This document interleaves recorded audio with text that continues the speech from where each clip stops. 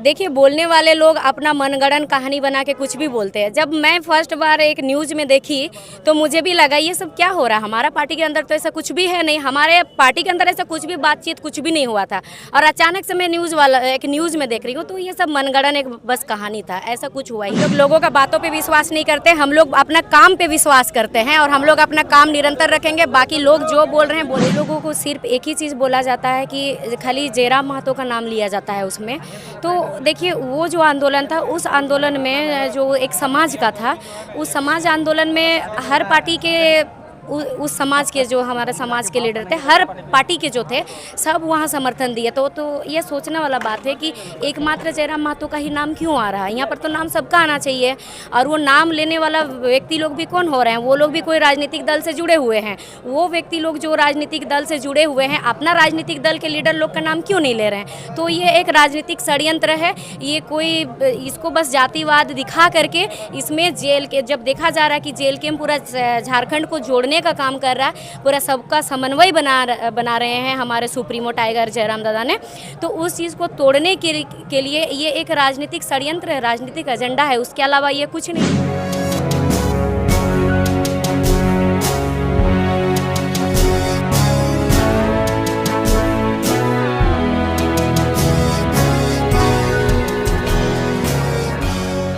नमस्कार, जोहार। आप देख रहे हैं छोटा नागपुर लाइव और घाटशिला में लगातार हम पब्लिक से जुड़ रहे हैं यहाँ पर और लगातार सोशल मीडिया के माध्यम से हम आप तक पहुँचा रहे हैं यहाँ की जनता का आवाज़ क्या है, जनता की मांग क्या है। इस बीच सभी ने नॉमिनेशन कर दिया है, झारखंड मुक्ति मोर्चा से भी, बीजेपी से भी। आज झारखंड लोकतांत्रिक क्रांतिकारी मोर्चा से रामदास मुर्मू जी जो है करने वाले हैं नॉमिनेशन। इस बीच तामझाम के साथ जिस तरह झारखंड लोकतांत्रिक क्रांतिकारी मोर्चा की सभी सभाओं में भीड़ होती है, नॉमिनेशन में भी भीड़ होती है, उसी तरह का कुछ यहाँ भीड़ है। और साथ ही में जो कोल्हान शेरनी बेबी महतो जी भी यहाँ पहुँची हुई हैं और सभी आपसे बातचीत कर रहे हैं। सभी तो जानने का सवाल जो है कर ही रहे हैं यहाँ का लेकर।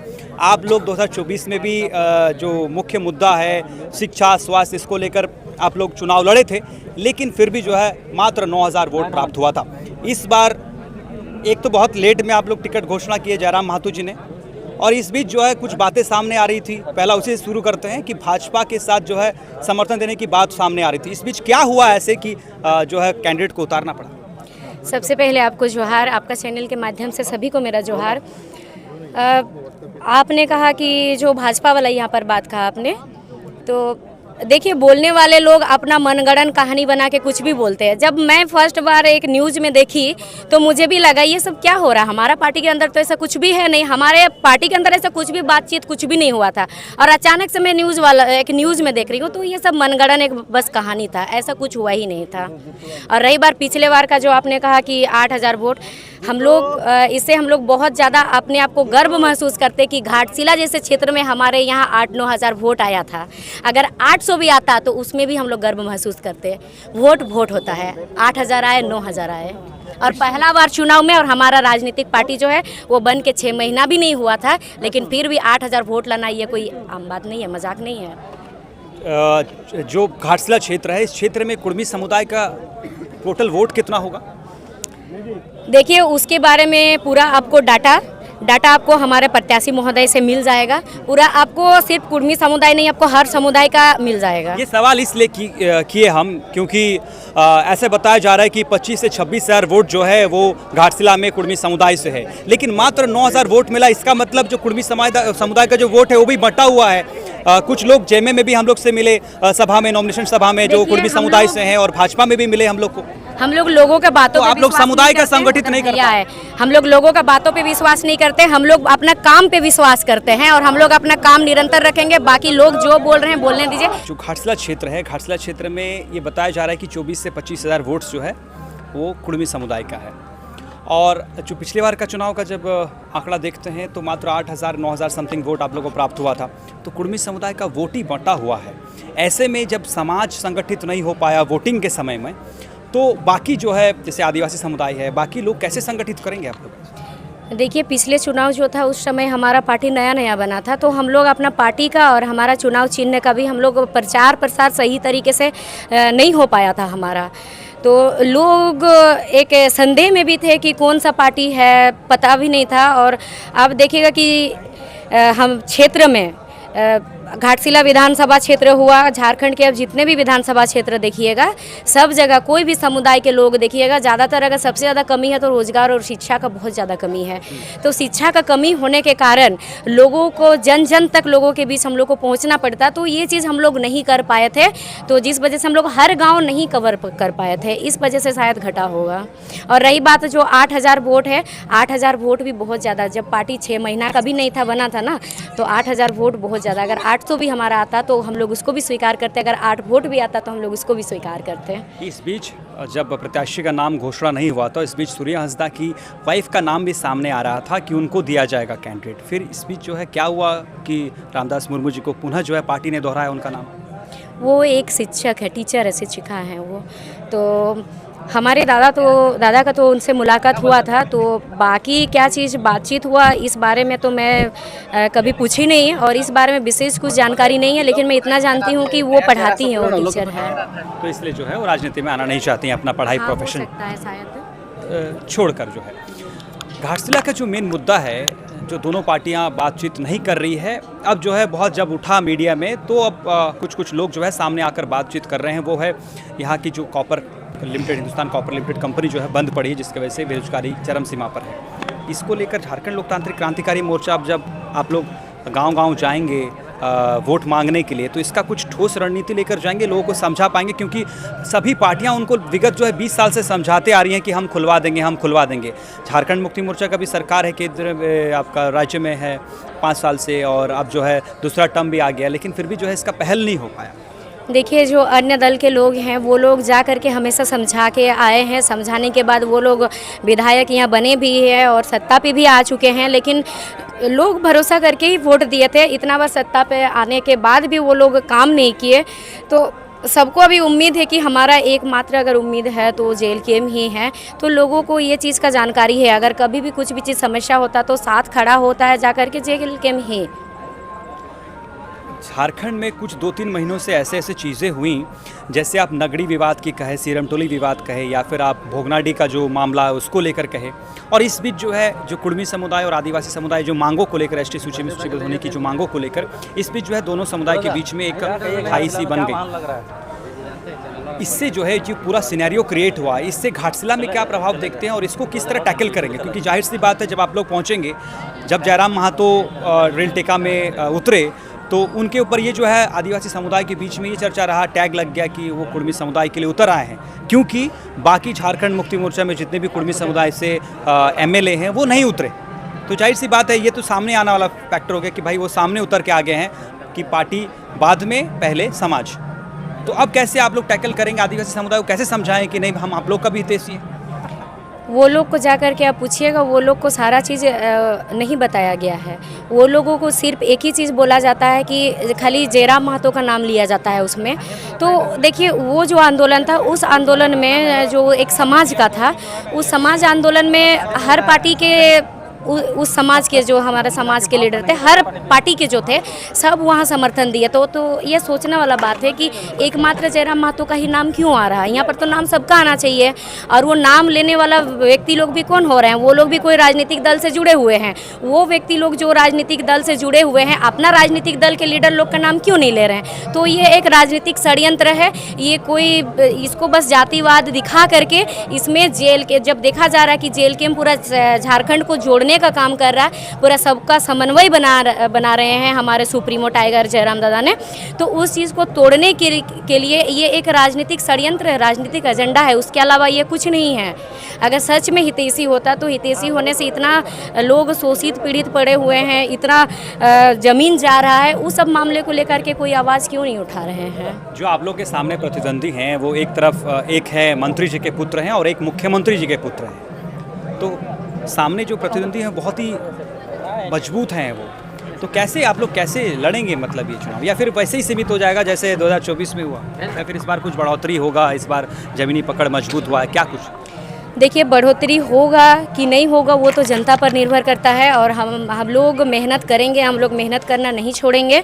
और रही बात आपने जो कहा मंत्री के बेटे और मुख्यमंत्री के बेटे, तो देखिए यहाँ राजा एक होता है ना कि परिवारवाद हो रहा है, तो यहाँ के लोगों को समझना चाहिए कि राजा का बेटा ही राजा बनेगा क्या, तो फिर बाकी का बारी कब आएगा। ये लोकतंत्र है, ये राजतंत्र नहीं, और यहाँ पर राजतंत्र करने का प्रयास किया जा रहा, तो ये समझना चाहिए सभी को। देखिए, आखिरी सवाल करेंगे। भाजपा का जो नैरेटिव सेट करने का प्रयास किया जा रहा है वो बांग्लादेशी घुसपैठियों को लेकर फिर से जो ट्वीट करते हैं पूर्व मुख्यमंत्री, तो फिर से जो है उस मुद्दा को भंजाने का यहाँ प्रयास करते हैं। इसी के साथ जो धर्मांतरण हुआ और नगड़ी हुआ, भोगनाडी हुआ, जो ज़मीन लूट की बात सामने आ रही कि आदिवासियों की जल जंगल ज़मीन लूट रही है, वो भाजपा का एजेंडा के तहत वो काम कर रहे हैं। वहीं जो यहाँ के स्वर्गीय मंत्री जी थे उनका पुत्र का सहानुभूति का लहर की बात की जा रही, तो ये दोनों के बीच में जो है आप लोग कैसे निकल कर सामने आएंगे, और ये जो बांग्लादेशी घुसपैठी वाला मुद्दा है, ये मुद्दा कहाँ तक कारगर रहेगा, क्योंकि आप लोग फ्री हैं। वो मुद्दा भाजपा का एक मुद्दा है, उसको लेकर जेएमएम नहीं चल सकते हैं, लेकिन आप लोग जो है वो मुद्दा को लेकर चल सकते हैं, तो क्या ये मुद्दा जमीनी हकीकत है, इसका क्या कुछ?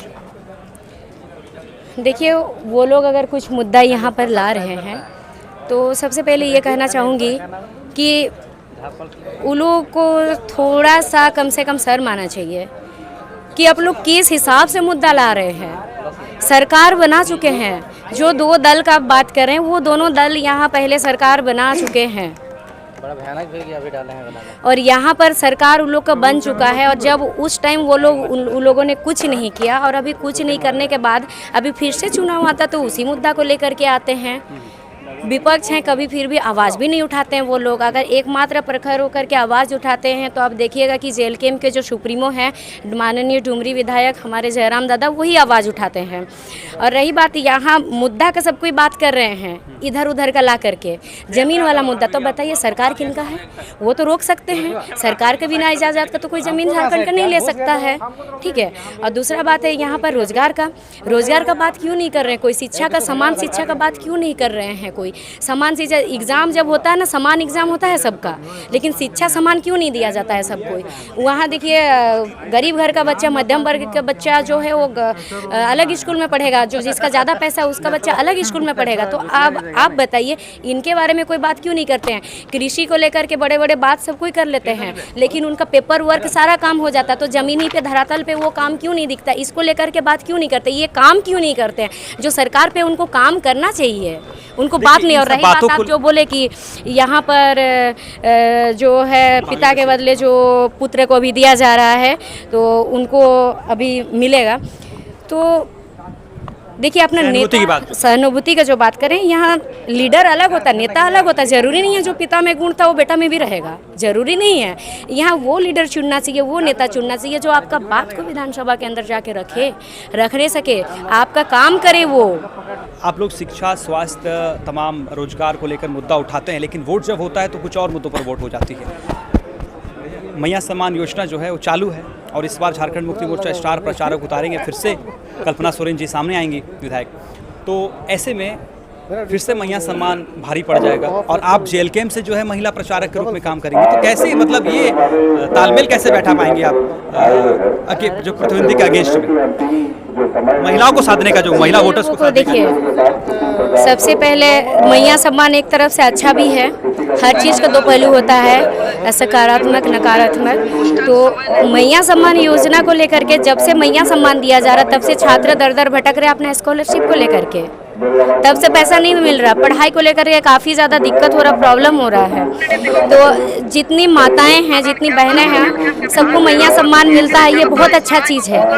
तो ये चीज़ को समझना चाहिए कि जब से मैया सम्मान मिल रहा, जितनी माताएं हैं मैया सम्मान ले रही है, क्या उस मैया सम्मान में आपके बेटियों का पढ़ाई हो पाएगा? आपके बेटों का आप पढ़ा सकेंगे, बेटों को आगे का शिक्षा दे सकेंगे? नहीं दे पाएंगे। और आप देखिएगा कि जब से मैया सम्मान मिल रहा है, वृद्धा पेंशन हुआ, विधवा पेंशन हुआ, ये सब भी रुक रुक के आ रहा है, कभी आता है कभी नहीं आता है। तो ये सबको नज़र में रखते हुए ये सबको भी ये सबका भी जो पैसा है, जैसे छात्रवृत्ति महिलाओं हुआ, को ये भी एक एंगल से सोचना चाहिए। हाँ छात्रवृत्ति हुआ, ये सब भी देते हुए ये सबको दे करके अगर मैया सम्मान चला पाएंगे चलाएंगे तो अच्छी बात है, चलाए। लेकिन यहाँ पर तो सबको अशिक्षित रखने का प्रयास किया जा रहा है। पढ़ने के लिए वो वाला पैसा काट करके यहाँ मैया सम्मान दिया जा रहा है। इसमें सम्मान नहीं है। सम्मान तब होगा जब आप बेटियों को रोजगार देंगे। पढ़े लिखे बेटियां भटक रही हैं, उन लोग को जब आप रोजगार देंगे तब सम्मान होगा। इतना रेप हो रहा है, आप झारखंड में देखिएगा कितना रेप हुआ है। आप देखिएगा कुछ दिन पहले रामगढ़ में हुआ, गिरिडीह में हुआ। इसको लेकर के कार्रवाई क्यों नहीं हो रहा है? इस पर सरकार क्यों नहीं ध्यान दे रही है? इस मुद्दे को क्यों नहीं लाता है कभी कोई? हाँ, सिर्फ इसमें मैया 2500 रुपये पैसा देने से मैया सम्मान नहीं होता, महिलाओं का सम्मान नहीं होता। महिलाओं का सम्मान तब होगा जिस दिन वो रेपिस्ट का फांसी होगा। आप लोग बार बार ये सवाल जब उठाते रहे 2024 के चुनाव में भी कि पैसा देकर जो है इस तरह प्रलोभन दिया जा रहा है, लेकिन कहीं ना कहीं ये राजनीति में कारगर साबित हुआ। तभी आज बिहार में भी जो है भाजपा की सरकार ने 10,000 देने का काम किया है और महिलाओं का जो है इस बार वोट जिसको पड़ती है वो जीत का आंकड़ा छू रहा है। यहाँ पर देखिए कि मैया सम्मान जो दिया जा रहा है, स्कॉलरशिप नहीं दिया जा रहा है, यानी कि शिक्षा से पहले से दूर रखा गया और अभी भी प्रयास किया जा रहा है कि आगे भी शिक्षा से दूर रखेंगे, शिक्षित होने नहीं देंगे, ताकि समझ में ही नहीं आए कि हम लोग कर क्या रहे हैं। यहाँ प्रयास वही किया जा रहा है और सब जगह हर कोई चाहता है कि मेरा ही बेटा नेता बने, यहाँ राजतंत्र हो। कोई नहीं चाहता है गरीब घर का बच्चा पढ़े लिखे, क्योंकि पढ़ेगा लिखेगा तो वो सवाल करेगा जरूर। जनता आप लोगों का बात तो नहीं सुन रही है ना, फिर तभी तो ये वोट यहाँ हुआ, वोटिंग भी हुआ और इसी के साथ झारखंड मुक्ति मोर्चा की सरकार भी बनी और बिहार में भी वही फंडा अपनाया गया भाजपा की तरफ से। जरूर सुनेंगे, समय लगेगा। देखिए कि बठीन जानते हैं ना, बठीन को हथौड़ी से मार दीजिएगा ना तुरंत बिगड़ जाता उसका धार, लेकिन उस धार को उसको जब धार फिर से धारीधार बनाने के लिए आधा घंटा समय लगता है। बिगड़ने में 1 सेकंड भी नहीं लगता, लेकिन उसको सुधारने में आधा घंटा लगता है। समय लगेगा लेकिन होगा जरूर, विश्वास है। बहुत बहुत धन्यवाद। इसी के साथ आप हमारे साथ जो है कुल्हान शेरनी के नाम से नवाजी जाने वाली बेबी महतो जी जुड़ी हुई थी और उनसे जानने का प्रयास कर रहे थे तमाम सवाल जो है जो जनता की सवाल है और घाटशिला की जनता का सवाल है। बहुत बहुत धन्यवाद। आप भी जुड़ रहे चैनल के माध्यम से।